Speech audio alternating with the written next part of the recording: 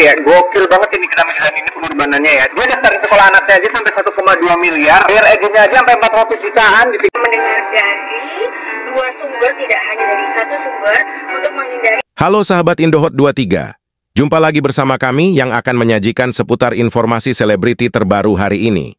Namun sebelum lanjut ke videonya, mari bangun channel ini agar dapat terus berkembang dengan cara like, komen, dan subscribe channel YouTube ini.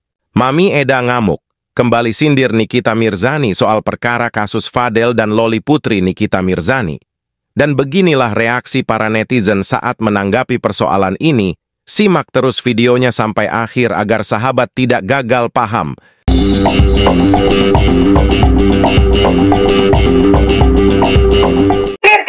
Karena saya marah, sudah lewat semuanya, jangan ungkit-ungkit. Dia tidak mampu kasih sekolah anak di England, dia mau cerita tinggi, mau menyalahkan saya, menyalahkan. Dia sudah masuk ke Fadel, sudah karang-karang cerita. Dan dia kasih salah saya, sebut saya keluarga kerak. Saya lipat dia habis nanti, saya tidak kena dia. Saya turun di Indonesia, saya pukul dia di dia punya rumah. Saya tidak takut polisi, oke? Karena sudah keterlaluan, jangan panggil saya binatang, oke? Saya akan kasih telanjang dia besar-besar. Biar kalian screenshot ini, posting di layar televisi supaya dia tahu. Tidak mampu kasih sekolah. Kalau lagi ribut, barang-barang palsunya nggak usah dilihatin. Barang-barang palsunya jangan dilihatin, bikin malu. Pokoknya jadi malu sedih. Kalau ribut jangan nunjuk-nunjukin tas palsu, woy. Nggak semua orang bisa kalian bodoh-bodohi. Ngomong asal depan anak-anak tuh, gimana sih rasanya jadi orang tua? Gue nggak tahu cara mendidiknya gimana itu. Sampai anaknya terbiasa dengan bahasa kasar gitu. Jangan ya, kalau ribut sama orang mau dikata kasar, usahain ya depan anak.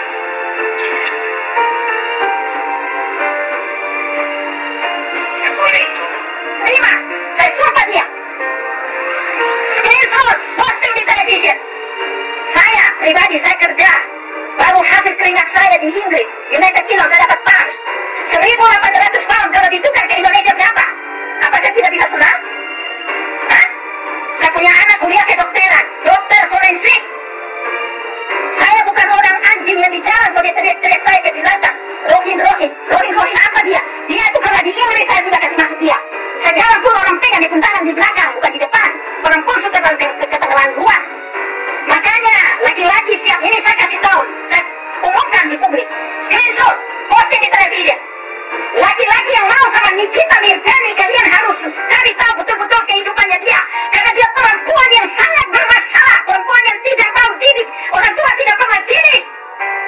Orang tua didik mungkin dia seperti anjing kelaparan di jalan, cari makan di jalan dengan hidup yang tidak benar. Makanya di kehidupan lucu.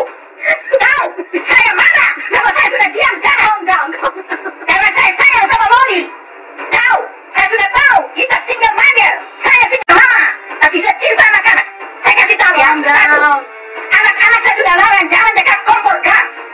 Kalau saya lagi kerja, cukup saya yang masak. Saya jalan, saya sudah kasih tinggal semua penuh, semua lengkap.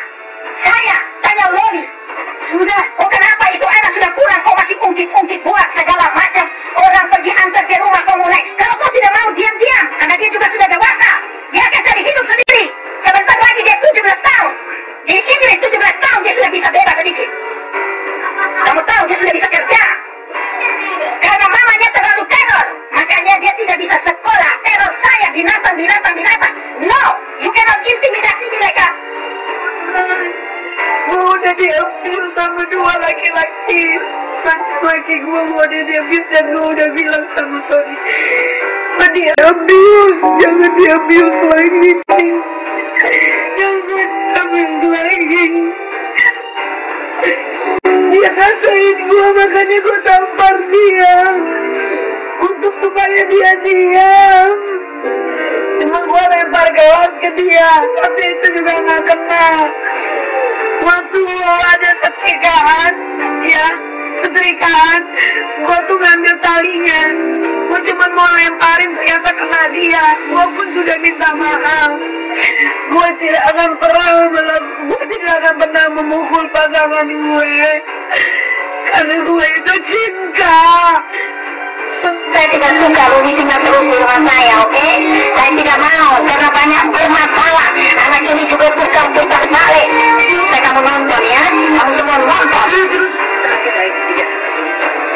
Kronologis betulnya dan yang buat Nah ini versus tukang semir, kalian belain yang mana guys? Kemarin gue habis nonton podcast gitu sama Denny Sumargo kan. Dan di podcast itu menurut aku Nikita Mirzani udah nampak sangat-sangat dewasa dan sangat jauh lebih bijaksana daripada sebelum-sebelumnya. Walaupun lipstiknya tetap warnanya kayak habis makan orok ya. Atau mungkin habis makan tukang semir kali ya. Gokil banget ini Nikita Mirzani ini pengorbanannya ya. Dia daftarin sekolah anaknya aja sampai 1,2 miliar. Bayar agennya aja sampai 400 jutaan di Singapura. Gimana gak marah coba emaknya? Dikira duit segitu dapat dari ngepet kali. Walaupun di podcast itu Nikita Mirzani berusaha untuk kalem, adem, tapi dari sorot matanya nggak bisa bohong. Aku bisa melihat kemarahan yang membara atau kecewaan yang melanda. Lagian ketika subuh balik ke rumah ya iyalah nggak dipisahin itu. Jam segitu masih silaturahmi apa mau nabur garam sana? Lagian punya emak seasik ini kurang apa sih? Gue punya emak kayak gini nih, tiap Sabtu Minggu gue suruh traktir tuh duduk di Senopati. Emaknya Nikita Mirzani budinya Jennifer Jill gitu ya. Apa indahnya hidup. Ini yang dikata orang mau segala-galanya hidup macan nggak bakal nyakitin anaknya. Tapi sepanjang podcast gue sibuk aja ngitungin perhiasannya sini. Bulangnya sebelah kanan kardio ditumpuk-tumpuk. Lah itu satunya aja 60 juta. Cincinnya berlian kanan kiri. Belum lagi kupingnya ditaburin berlian. Berapa miliar itu mau podcast doang. Itu hampir semua jari dikasih cincin. Kerja di rumah bening itu Niki. Sama ketularan dagingnya. Kalau kalian pengen jewer anaknya apa emaknya? Kalau gue jujur pengen jewer emaknya diambil berliannya.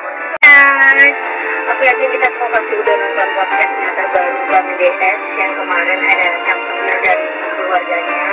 Sebenarnya aku juga nggak bermaksud menghina Kang Semir tidak, tapi memang aku tidak ingin memakai nama asli, jadi supaya saling menjaga dan menghindari hal-hal yang tidak diinginkan.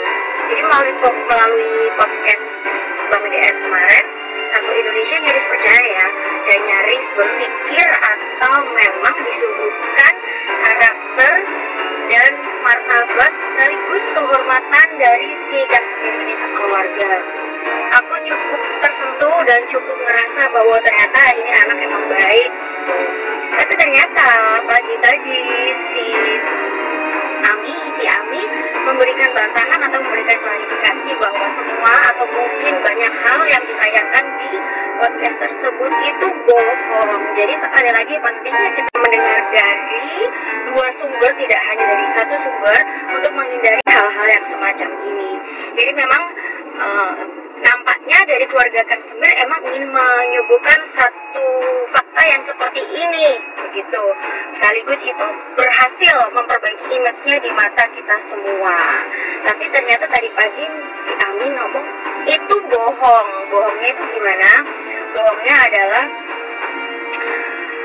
orang yang berperan penting untuk mengakibatkan si L ini kabur dari asramanya, ya si Kang Semir ini yang kenalin ke keluarga Ibu EO itu ya si Kang Semir ini. Dan sudah pasti pada waktu itu kita tahu si Ami ini sama si L pasti masih komunikasi ya, jadi kemungkinan masih ada perdebatan atau pelarangan dari si Ami ini dimana jangan sampai meninggalkan asrama. Nyatanya si L tetap aja meninggalkan asrama dan tidak bisa dipungkiri ketika si L ini lepas dari zona yang sudah diberikan oleh Aminya dengan memuji keluarga ini, keluarga itu, memuji si mantannya, si Aminya yang dulu awal-awal kasus, kemudian keluarga yang menerima si L sampai sekarang si mantannya ini terbukti dengan si L ini lepas dari zona yang udah ditetapkan oleh si Aminya ini,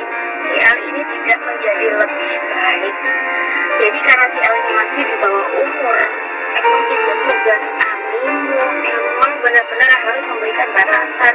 Karena kamu di luar negeri, kamu tidak di dalam rumah pun kamu semuanya sendiri kan, ibaratnya gitu. Apalagi di luar negeri yang jauh dari pengawasan orang tua. Jadi aku nyaris sedikit terkecoh. Wah, ternyata si Kang Semir ini baik juga, punya martabat juga, menjaga nama keluarga juga, gentleman juga, tanggung jawab juga. Padahal kan kamu masih pacar, bukan imam, bukan kepala rumah tangganya si Lori. Sempet ngerasa bahwa keren juga nih anak. Tapi sekali lagi kita lumayan terkecoh melalui bantahan dari si Amia tadi pagi. Jadi ini dia pentingnya untuk mendengar segala sesuatu dari dua sumber, nggak dari satu sumber aja. Ya, pesanku buat Kang Sengir, kalau ini nyampe ke telinga kamu atau nggak sengaja ada yang nge-tag atau ada yang lihat, sebenarnya aku yakin jauh di dalam lubuk hatimu kamu adalah anak yang baik. Kamu adalah anak laki-laki yang wajib dan harus menjaga martabat keluarga kamu. Jadi kalau memang kamu merasa kamu masih belum ada hubungan yang serius dan kamu merasa ingin menyudahi semua ini, selayaknya kamu mendatangi Komisi Perlindungan Anak untuk meminta atau bertanya jawab atau berkonsultasi baiknya masalah ini seperti apa. Karena kan si Aminya emang udah nggak mau terima juga karena rangkaian kasus demi kasus, rangkaian masalah, rangkaian peristiwa dari pemberontakan si L ini sendiri yang waktu itu ternyata sempat kamu dukung dan kamu prakasain kabur. Jadi kita semua berdoa yang terbaik supaya drama ini cepat selesai dan setiap pihak mendapatkan jalan yang terbaik.